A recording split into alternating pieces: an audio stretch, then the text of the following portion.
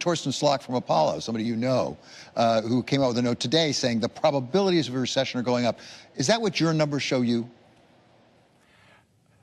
David, it's early. I do think that we're seeing kind of the hangover from this excess spending in the Biden 4 years, and what we are going to do now is something that I've talked about several times on your show in the past. We're going to reprivatize the economy, and as we bring down government spending and get the private sector moving again, that may not be a perfect one-to-one ratio, but I'm sure it's going to happen. President Trump said the other day, someone said, well, when does it become your economy? He said probably 6 or 12 months out. I think I would agree with that. We also are seeing some numbers, some sentiment numbers. The consumer sentiment indicates that inflation expectations are rising. Now, that's not necessarily the hard numbers. We're not necessarily seeing it in consumer spending yet. Sooner or later, this has to come into sync. What do you think the American people get wrong as they anticipate more inflation?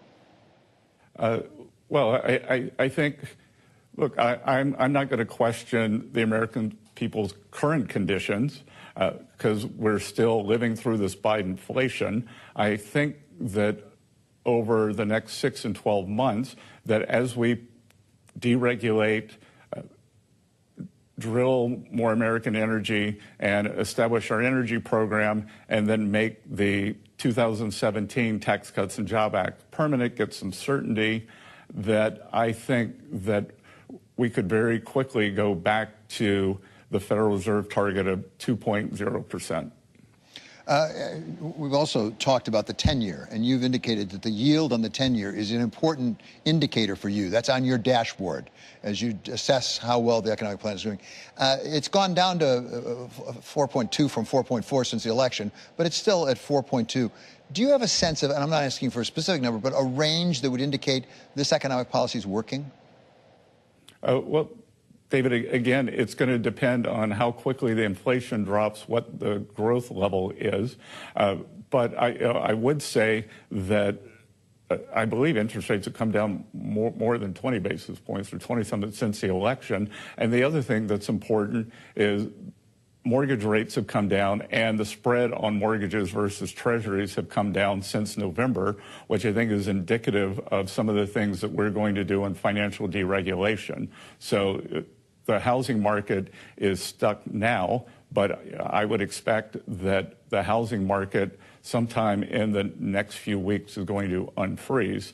The other thing on the economy here is I having been in the investment business for 35 years, I'm used to anomalies, and we've got a lot of anomalies going here, whether it was the tragic fires out in California, the cold weather in the Northeast. So we're not really looking at kind of comparable data. Also, there's been a big jump in import data, or the level of imports in the economic data, and some of that may be manufacturers or consumers pre-stocking in anticipation of anticipated tariffs. Again, if you're looking at the yield on the 10-year, I'm curious about what levers you have as Secretary of Treasury to pull or push to affect that. You've mentioned financial regulation and deregulation. What about the tax bill? Where are we on that? What will that do to the yield on the 10-year, and what are the likelihood of it getting passed? Look, I think we're pass-fail on the tax bill in terms of we're going to pass. We are going to get it passed. We started this week. I lead something that's called the Big Six. So it's the Treasury Secretary, Kevin Hassett, Chair of the National Economic Council, Senators Leader Thune, Ranking Member or the Chair of the Finance Committee, Senator Crapo, Speaker Johnson, and Jason Smith, who chairs the House Committee. So the six of us have started working on the bills. They're going into reconciliation. So I'm quite optimistic on the progress they're making. The House had a very close vote, but Speaker Johnson got it over the line. And again, I think that certainty will help establish the parameters. And then again, it's the whole the deregulatory agenda and the getting energy prices down. So I think we could go back to target pretty quickly. And on the David, just for a minute, on the other side, what we're not getting any credit for yet, that I'm very optimistic about, is the Department of Government Efficiency. That I think that there are substantial savings to be found here, and there's a lot of low-hanging fruit. I don't know what the number is, but that's a pretty good story. So back to, if we can get growth up through deregulation and permanency in the tax cuts, and then cut spending, because from the first time I was on your show, we talked about this blowout government deficit. So we got to get that down.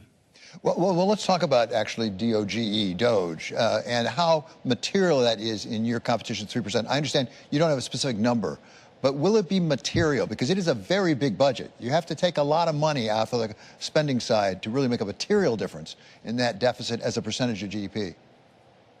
Well, David, I think we can make a pretty big hit here, and the way to think about it is every $300 billion is 1% of GDP. So, is there $300 billion of savings there? Maybe. Is there 150? But everything starts moving us back toward the target, and we're determined to get this down. President Trump at the cabinet meeting talked about balancing the budget. He asked me, how soon can we do that? And we'll see. But I do suspect, in terms of waste, fraud, and abuse, I think most of us think in terms of waste and abuse. I got to tell you that I'm slightly shocked at some of the fraud we're finding, and you're going to be hearing about more of that over the next couple of weeks. And finally, Mr. Secretary, when you went into this job, you had some specific goals of things you thought you could accomplish, like 3% growth, like getting the deficit down to 3% of GDP. Now that you're inside, and you've actually seen it from the inside, are you optimistic about making those numbers? And what's the biggest risk to that? Look, it's execution, and we go out every day. We try to, we have our goals.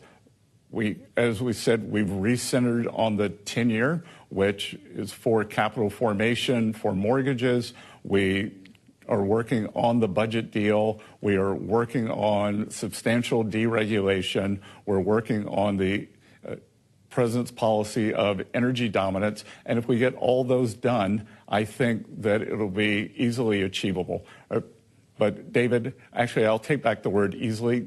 What I am learning in Washington is nothing's easy, but everything's possible. Okay. Thank you so much, Mr. Secretary. Really great to talk to you. That's the United States Treasury Secretary Scott Bessent. And we'll turn now back to regular Bloomberg programming. All right, David, thank you so much. That, of course, is the host of Bloomberg Business Week. David.